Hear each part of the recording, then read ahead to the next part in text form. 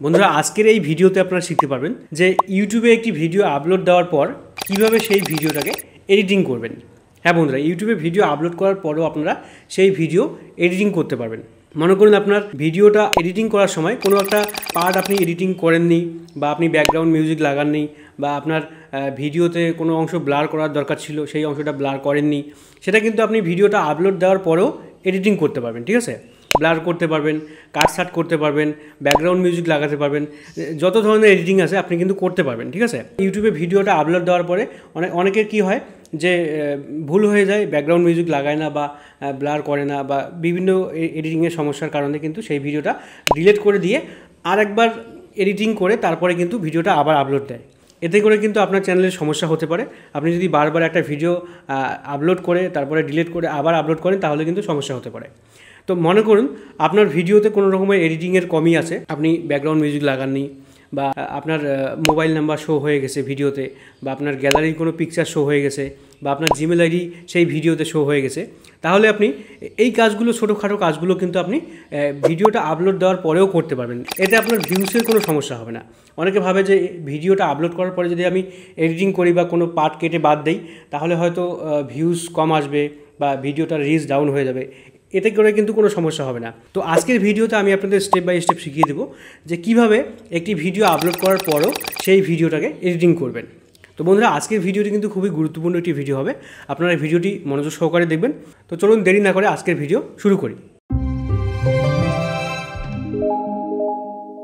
বন্ধুরা YouTube video upload করার পর যদি আপনারা এডিটিং করতে চান তাহলে আপনাকে এখানে গুগল ক্রোমে আসতে হবে। ঠিক আছে, আপনারা মোবাইলের গুগল ক্রোম ব্রাউজার অ্যাপটি ওপেন করে নেবেন। তো আমি কিন্তু ল্যাপটপে যেভাবে দেখাচ্ছি ঠিক একই রকমভাবে কিন্তু আপনারা মোবাইলে করতে পারবেন। তো আমি এখানে ল্যাপটপে দেখাচ্ছি যাতে আপনাদের বুঝতে কোনো অসুবিধা না হয়। ঠিক আছে, তো আপনারা গুগল ক্রোমে গিয়ে সার্চ করবেন studio.youtube.com লিখে। ঠিক আছে, তো আমি এখানে ইউটিউব ওপেন করে নিচ্ছি। একই রকমভাবে আমার এখানে ল্যাপটপে যেরকম দেখাচ্ছে আপনারা যদি studio.youtube.com আসেন তাহলে কিন্তু এরকম দেখাবে। তো এখান থেকে প্রথমে আপনাদের চ্যানেলটাকে লগ ইন করে নেবেন। তো আমার চ্যানেলটা লগ ইন করাই আছে, তো আমি এখানে লোগোতে ক্লিক করে দিচ্ছি। লোগোতে ক্লিক করার পরে এখানে ইউটিউব স্টুডিও এখানে আপনারা যাবেন। এখানে যাওয়ার পরে এখানে একটু লোডিং নেবে, তারপরে এখানে আপনাদের কন্টেন্ট অপশানে যেতে হবে। এখানে গেলে আপনাদের ইউটিউবে যতগুলো ভিডিও আপনি আপলোড করেছেন সবগুলো কিন্তু এখানে দেখাবে। তো আপনি কোন ভিডিওটা এডিটিং করবেন এখান থেকে কিন্তু আপনাকে সিলেক্ট করতে হবে। ঠিক আছে, আপনি চাইলে পুরনো ভিডিও এডিটিং করতে পারেন, নতুন ভিডিও এডিটিং করতে পারেন। ঠিক আছে, মানে যে ভিডিওটাতে আপনার ভুল থাকবে সেই ভিডিওটা আপনি এখান থেকে সিলেক্ট করে নেবেন। মনে করুন আমার এই যে 2 বছর আগের ভিডিও এখন ভাইরাল, এই ভিডিওটা আমি এডিটিং করব, তাহলে আমাকে এখানে এই ভিডিওর পেন্সিল আইকনে ক্লিক করতে হবে। তারপরে ওই ভিডিও টাইটেল, ট্যাগ, ডেসক্রিপশন সব চলে আসবে। এখানে আপনাকে এডিটর অপশনে ক্লিক করতে হবে। এডিটর অপশনে আপনারা যখনই ক্লিক করবেন আপনাদের সামনে এরকম একটা পেজ আসবে। এখানে চাইলে আপনারা আপনার ভিডিওটাকে প্লে করে দেখতে পারেন। এখানে কিন্তু আপনারা প্রিভিউ দেখতে পারেন। ঠিক আছে, এখান থেকে আপনারা প্লে করে দেখতে পারবেন। বন্ধুরা আজকের এই ভিডিওটা এখানে কিন্তু আপনারা প্লে করে দেখতে পারবেন। তো এখানে সবার প্রথমে আমি দেখাচ্ছি, এখানে কিন্তু অনেকগুলো অপশন দেওয়া আছে।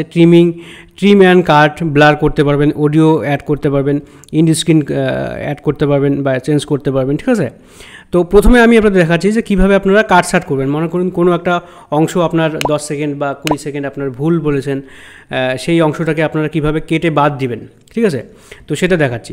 তো মনে করুন আমার এই ভিডিও থেকে আমি প্রথমের 20 সেকেন্ডের মতো বাদ দিয়ে দেবো। ঠিক আছে, তাহলে কি করব, তাহলে আমাকে এখানে ট্রিম অ্যান্ড কাটে ক্লিক করতে হবে। ট্রিম অ্যান্ড কাটে আমি যখনই ক্লিক করব এই যে ভিডিওর যে টাইমলাইনটা আছে, ভিডিও টাইমলাইনে কিন্তু এরকম একটা মার্ক চলে আসবে। ঠিক আছে, আর এখানে আপনারা চাইলে ভিডিওর যে টাইমলাইনটা আছে সেটাকে আপনারা জুম ইন জুম আউট করে নিতে পারেন। ঠিক আছে, তাহলে লেয়ারটা বড় বড় দেখা যাবে, আপনারা কিন্তু খুব সহজে কাটতে পারবেন। তো যাই হোক, এখানে আপনারা মনে করুন আমি ভিডিওর প্রথমের দিকে মোটামুটি 20 সেকেন্ড বাদ দিয়ে দেবো। ঠিক আছে, আমি আপনাদের এক্সাম্পল হিসেবে দেখাচ্ছি। এই যে 20.24 এই সেকেন্ডটাকে এই পার্টটাকে আমি বাদ দিয়ে দেবো। ঠিক আছে, তাহলে আমি এখানে দাগটাকে রাখবো, দাগটাকে রেখে এটাকে আমি টেনে এখানে নিয়ে আসবো। এখানে যখনই নিয়ে আসবো এখানে কিন্তু টাইমারটাকে আপনাকে ফলো করতে হবে। এই যে 20 আসছে। ঠিক আছে, মনে করেন এই যে সামনের অংশটা আমার বেকার ছিল বা আমি ভুল বলেছি। ঠিক আছে, কোনো কারণে মিস্টেক হতেই পারে সবার। তো আমি এই পার্টটাকে ডিলিট করে দেবো। তাহলে আমাকে এখান থেকে ভিডিওটা শুরু যেহেতু করব তাহলে এখানে আমি রেখে দিলাম। রেখে দেওয়ার পরে এখন যদি আমি প্রিভিউ করে দেখি তাহলে কিন্তু এখান থেকে ভিডিওটা প্লে হবে। দেখতে পাচ্ছেন একদম কিন্তু 20 সেকেন্ডের পর থেকে একদম শুরু হয়ে গেছে ভিডিওটা, ঠিক আছে। তো এখন যদি আমি এই ভিডিওটাকে সেভ করে দিই, এখানে সেভ করে দিই, তাহলে একটু সময় লাগবে, মোটামুটি 10 মিনিট 15 মিনিট বা 30 মিনিট লাগতে পারে, একটু সময় লাগবে। তারপরে কিন্তু আমার এই ভিডিও থেকে প্রথমের 20 সেকেন্ড বাদ চলে যাবে, ঠিক আছে। দর্শক কিন্তু বুঝতেই পারবে না যে প্রথমে কী ছিল। তারপরে মনে করেন আমি এই ভিডিওর মাঝখানেও কোনো ভুল করেছি, মাঝখানে মোটামুটি 10 সেকেন্ডের মতো আমি ভুল করেছি, ঠিক আছে। তাহলে আমি মাঝখানে 10 সেকেন্ডটা আমি কীভাবে বাদ দেবো, এখানে আমি নিউ কাট লাগাবো, ঠিক আছে। আপনাদের যদি একের বেশি কাট লাগাতে হয় তাহলে কিন্তু আপনি নিউ কাট প্লাস নিউ কাটের এখানে ক্লিক করবেন, ঠিক আছে। তো আমি এখানে প্লাস নিউ কাটের এখানে ক্লিক করতেছি। মনে করুন আমার ভিডিওটার মাঝখানে কোন অংশটা বাদ দিব, 1 মিনিট 10 সেকেন্ড, 1 মিনিট 10 সেকেন্ড থেকে 1 মিনিট 20 সেকেন্ড আমি বাদ দেবো, ঠিক আছে। তো আমি এখানে এই দাগটাকে আমি এখানে রাখলাম, রাখার পরে এখানে নিউ কাটে ক্লিক করলাম, নিউ কাটে ক্লিক করলাম। তাহলে দেখতে পাচ্ছেন 1 মিনিট 10 সেকেন্ডে এখানে একটা কাট চলে আসলো। এবারে কিন্তু এই ভিডিওটা আমি যদি এখানে টিক করে দিই তাহলে কিন্তু পুরো ভিডিওটাই কেটে বাদ যাবে। তো আমাকে কি করতে হবে, এই যে এই লাইনটাকে আমি এখানে মোটামুটি 1 মিনিট 10 থেকে 1 মিনিট 20 অবধি করে দেবো, ঠিক আছে।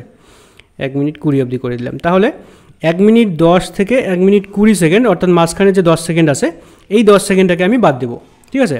মানে এটাও বাদ দেবো, আবার এটাও বাদ দেবো, ঠিক আছে। যদি আপনাদের একের বেশি কাট করতে হয় তাহলে আপনারা এভাবে করবেন। তো এই কাট সাট করার সময় অবশ্যই কিন্তু আপনারা ভিডিওটাকে বারবার প্রিভিউ করে দেখবেন যে কোন অংশটা আপনার বাদ গেল, ঠিক আছে।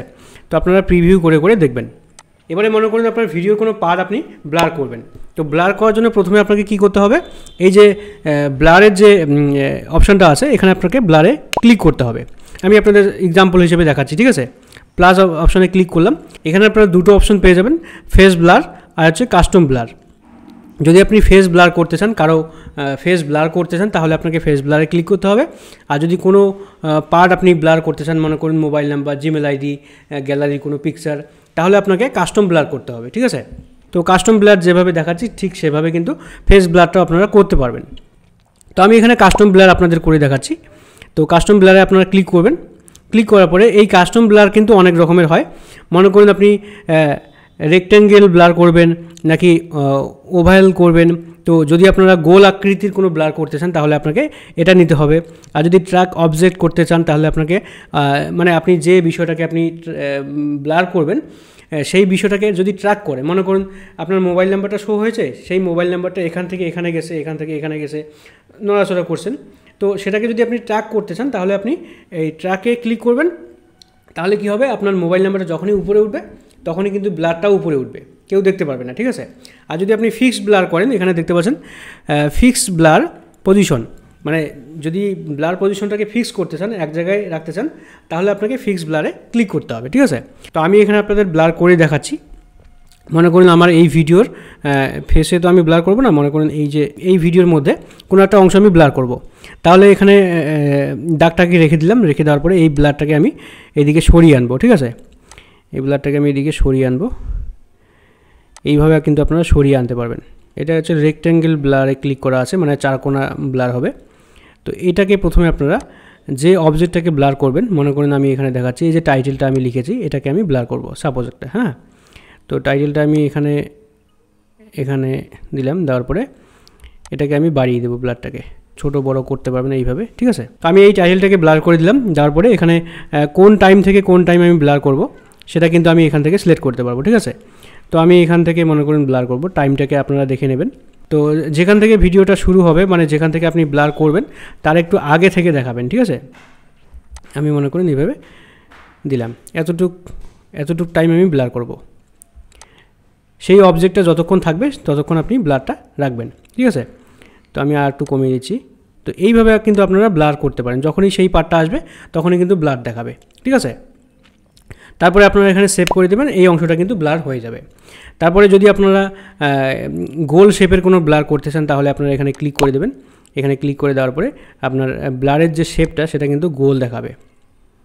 এখানে দেখতে পাচ্ছেন গোল দেখাচ্ছে, ঠিক আছে। এখানে কিন্তু আপনারা গোল করে ব্লার করতে পারবেন। তারপরে ট্র্যাক অবজেক্ট ট্র্যাক যদি করতে চান তাহলে অবজেক্টটা মানে আপনার সেই টাইটেলটা যেখানে যাবে বা যে অবজেক্টটাকে ব্লার করবেন সেটা যত নড়াচড়া করবে সেই ব্লারটাও কিন্তু এইভাবে নড়াচড়া করবে, ঠিক আছে।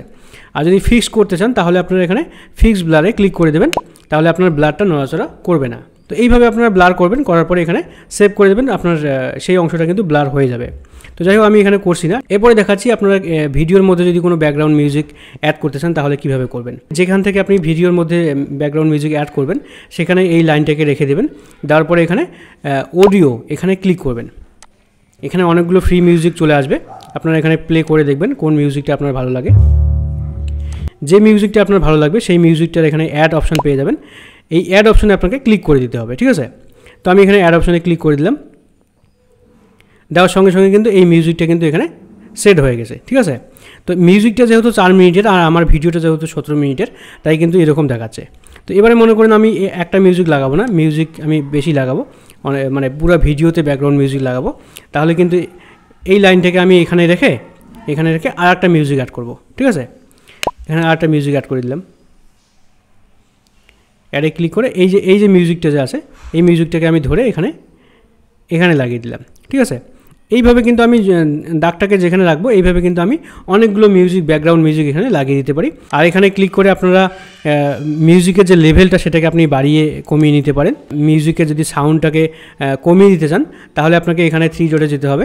3 ডটে গিয়ে এখানে কিবোর্ড শর্টকাট এখানে আপনারা ক্লিক করবেন। এখানে আপনারা দেখতে পাচ্ছেন ইনক্রিজ দ্য ভলিউম, আর এটা হচ্ছে ডিক্রিজ দ্য ভলিউম। যদি আপনারা ভলিউমটাকে ইনক্রিজ করতে চান বা বাড়াতে চান তাহলে আপনাকে কিবোর্ডের এই যে অ্যারো চিহ্ন, যে আপ অ্যারো চিহ্ন আছে সেটাতে ক্লিক করতে হবে। আর যদি ডিক্রিজ করতে চান, ভলিউমটাকে কমাতে চান, তাহলে আপনাকে কিন্তু এখানে ডাউনের যে অ্যারোটা আছে সেখানে কিন্তু ক্লিক করতে হবে। এই যে কিবোর্ডের যে ডাউনের অ্যারোটা আছে, হ্যাঁ, এখানে আপনারা ক্লিক করবেন, তাহলে কিন্তু আপনার মিউজিকের যে ভলিউমটা সেটা কিন্তু লো হবে। মনে করুন আমরা ব্যাকগ্রাউন্ড মিউজিক লাগাবো, তাহলে কিন্তু আমাদের মিউজিকের যে সাউন্ডটা সেটা কিন্তু কমাতে হবে। তো সাউন্ডটাকে কমাতে গেলে আমাদের এখানে